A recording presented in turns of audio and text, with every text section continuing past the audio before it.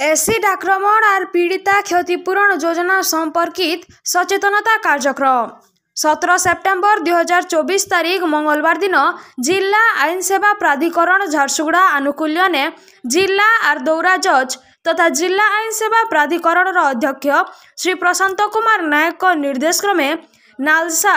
Acid आक्रमण पीड़ित मान लगी आईन सेवा योजना 2016 भारतीय दंडविधि आईन संपृक्त व्यवस्था सामाजिक गणमाध्यम व्यवहार ने सुरक्षा और साइबर नियम और ओडिशा पीड़ित क्षतिपूरण योजना 2017 इत्यादि संपर्कित गोटे सचेतनता कार्यक्रम बेलपाहाड़ डिग्री महाविद्यालय ठाने अनुष्ठित हो जाइए। जिला आईन सेवा प्राधिकरण सचिव श्रीमती आलोकमयी प्रधान, उपजिलापाल सुश्री सुचिता पुष्पा, डीएसपी